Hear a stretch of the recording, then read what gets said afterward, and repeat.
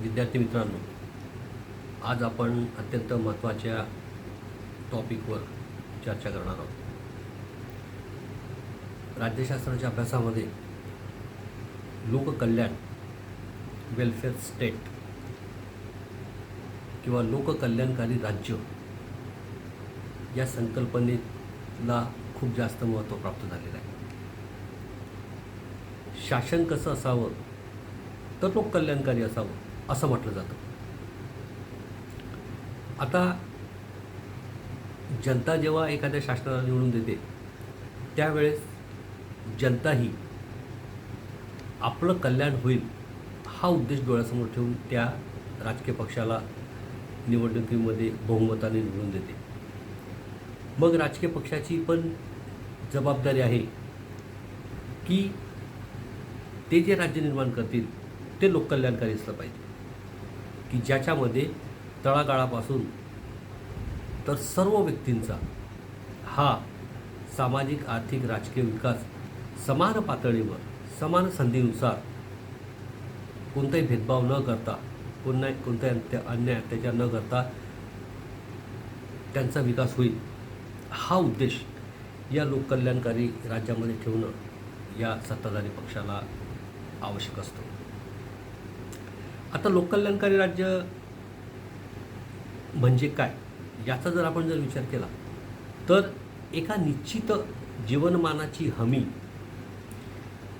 या व्यवस्थेमध्ये दिली जाते. तसेच नागरिकात प्रत्येक सुख सुविधा उपलब्ध करून देण्याची संपूर्ण हमी ही शासन व्यवस्था घेते.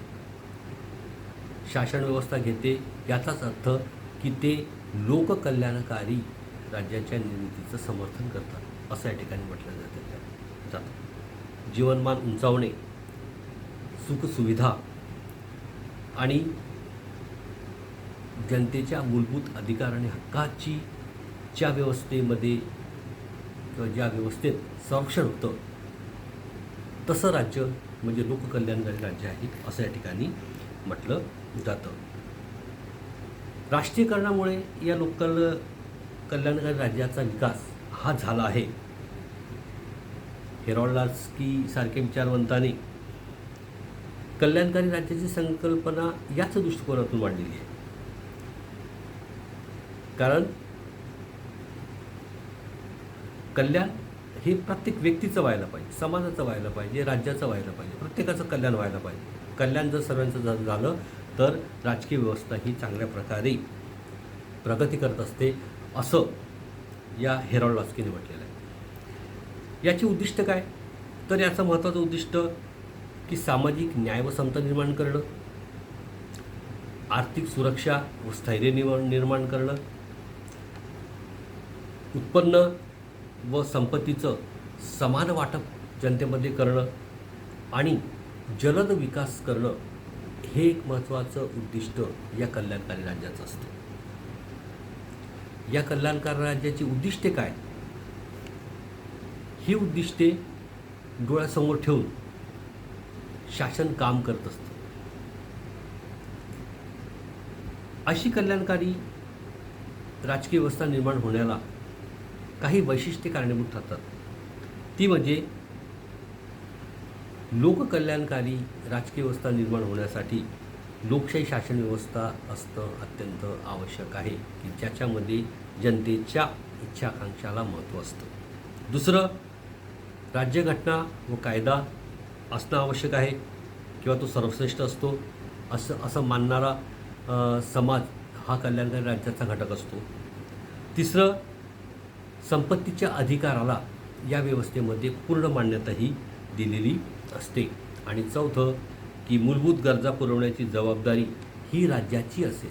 राज्य जनतेला मूलभूत सुविधा या पुरवतील, जसे लाईट असते, गटारी, वीज या मूलभूत सुविधा पुरवण्याचं काम हे राज्याचं असतं. आणि अशी वैशिष्ट्ये ही या कल्याणकारी राज्याची असते.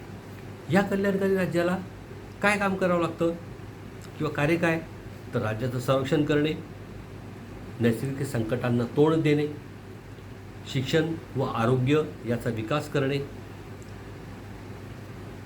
शेती, दळणवळण याच्याकडे लक्ष देणे व त्याच्या प्रगतीचा मार्ग मोकळा करणे, कलाशास्त्र व मनोरंजन याचं समर्थन करणे किंवा याचं संरक्षण करणे किंवा याचा विकास करणे, सत्तेचं विकेंद्रीकरण करणं, सत्ताही केंद्रित होणार नाही याकडे लक्ष देणं, सत्ताही जनतेच्या हातामध्येच असेल अशा विकेंद्रीकरणाचं समर्थन या कल्याणकारी राज्यामध्ये असतं. जीवनावश्यक वस्तूंचा पुरवठा शासनाने करायला पाहिजे हे देखील अभिप्रेत हे या कल्याणकारी राज्यामध्ये असतं. त्याचबरोबर कुशल नोकर वर्ग, बेकारी भत्ता, विमा नियोजन याचं संरक्षण जनतेला असलं पाहिजे. दारिद्र्य निर्मूलन व बेकारी निर्मूलन करण्याचं काम देखील हे कल्याणकारी राज्य करतं. त्याचबरोबर प्रसूती काळात स्त्रियांना वैद्यकीय मदत देणे व समता, स्वातंत्र्य आणि बंधुता या गोष्टीचं समर्थन करणं आणि या गोष्टीचं समर्थन करून समाजातील भेदभाव नष्ट करण्याचं काम या ठिकाणी या कल्याणकारी राज्याला करावं लागतं. असे महत्त्वाचे तत्त्व ही या कल्याणकारी राज्याला स्वीकारावी लागतात.